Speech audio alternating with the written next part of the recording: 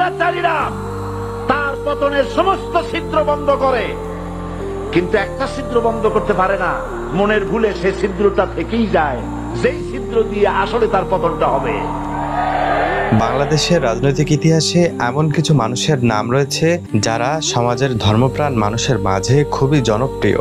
তেমনই একটি নাম দেলোয়ার হোসেন সাঈদী। 1940 সালে পিরোজপুরে জন্ম নেন দেলোয়ার হোসেন সাঈদী।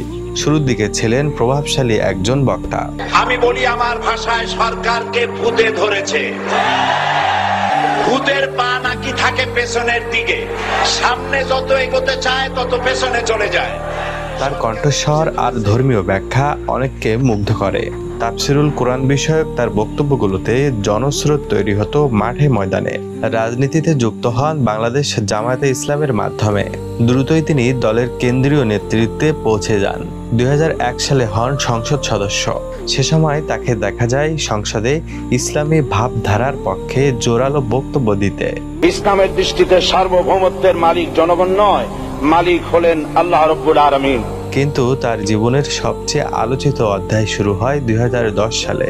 আন্তর্জাতিক অপরাধ ট্রাইব্যুনাল গঠন করে আওয়ামী সরকার এবং সাঈদীর বিরুদ্ধে উঠে আসে 1971 সালের মানবতা বিরোধী অপরাধের অভিযোগ। 2013 সালে তাকে মৃত্যুদণ্ড দেন ট্রাইব্যুনাল। বাংলাদেশে এ রায়ের পর বিশাল জন আন্দোলন হয়। একদিকে শাহবাগে বিচারের সমর্থনে, অন্যদিকে বিভিন্ন স্থানে সাঈদীর মুক্তির দাবিতে আন্দোলন চলতে থাকে।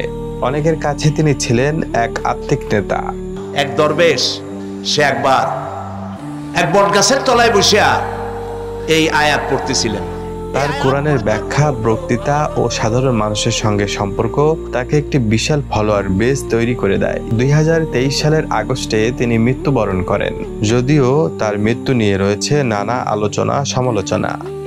এটা কি হত্যাকাণ্ড ছিল নাকি স্বাভাবিক মৃত্যু ছিল, এই রিপোর্ট গণমানুষের কাছে প্রচার করে জানাতে। অনেকে মনে করেন আওয়ামী সরকার তাকে মৃত্যুর কোলে ধাবিত করে। তার মৃত্যুর পর দেখা যায় বিশাল মানুষের ঢল। তার জানাজায় অংশ নিতে ছুটে আসে লাখো লাখো মানুষ। বাংলাদেশের বিভিন্ন গ্রামগঞ্জে এখনো তার ওয়াজের ভিডিও ও অডিও শুনতে দেখা যায় অনেক মানুষকে।